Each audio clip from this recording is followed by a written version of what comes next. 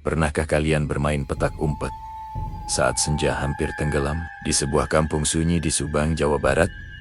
Sekelompok anak muda pernah melakukan hal berisiko. Menjelang maghrib, ketika langit berubah jingga dan angin mulai terasa dingin, mereka tetap bermain petak umpet di dekat kebun bambu tua. Awalnya hanya permainan biasa.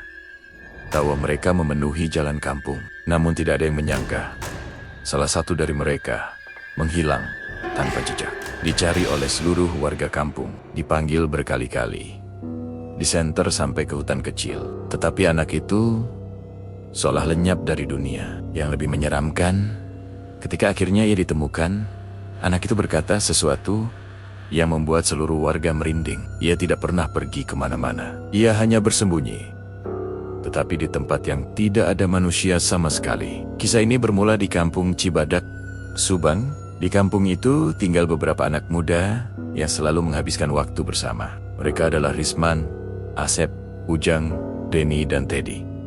Suatu sore, langit terlihat sangat indah. Matahari mulai tenggelam.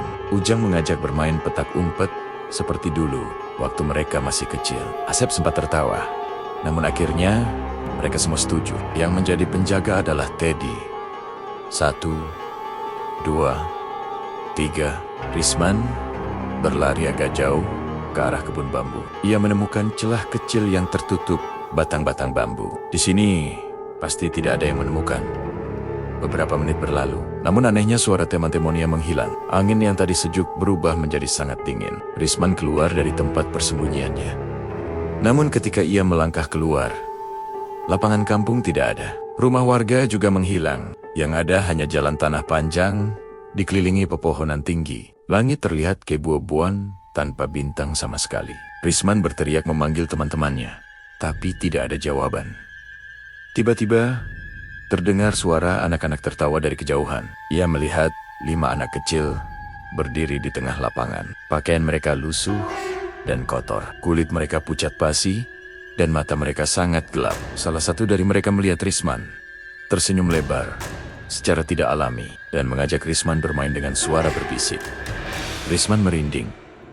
Anak-anak itu mendekat perlahan. Main lagi, jangan pulang, bisik mereka. Risman langsung berbalik dan berlari sekuat tenaga. Sementara itu, di kampung Cibadak, suasana mulai panik. Teddy sudah menemukan semua teman-temannya, kecuali Risman yang menghilang. Warga kampung mulai mencari, membawa senter. Namun Risman tidak terlihat sama sekali di tempat yang seharusnya ia bersembunyi.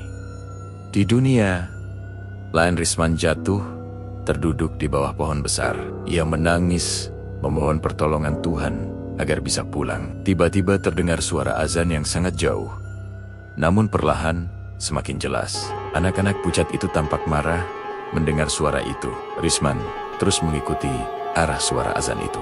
Tiba-tiba segalanya menjadi gelap gulita, dan ketika ia membuka mata, ia sudah terbaring di tanah kebun bambu. Lampu senter menyinari wajahnya yang pucat pasi.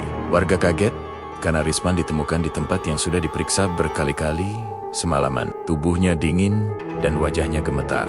Mang Dadang bertanya, kemana saja dia pergi? Risman menjawab gemetar bahwa ia hanya sembunyi, tapi tempatnya berubah total. Sejak kejadian itu tidak ada lagi anak kampung yang berani bermain menjelang maghrib, terutama di dekat kebun bambu tua itu. Karena mereka percaya, permainan sederhana seperti petak umpet bisa membuka pintu menuju dunia yang tidak seharusnya dilihat manusia. Cerita ini mengingatkan kita untuk menghormati waktu-waktu tertentu. Menjelang maghrib adalah waktu di mana kita sebaiknya berada di dalam rumah. Jangan menganggap nasihat orang tua sebagai larangan tanpa alasan. Selalulah mengingat Tuhan dimanapun berada sebagai satu-satunya perlindungan. Menurut kalian, apakah Risman benar-benar masuk ke dunia lain? Tulis pengalaman kalian di kolom komentar. Dan jangan lupa subscribe ke Kreator Jampang.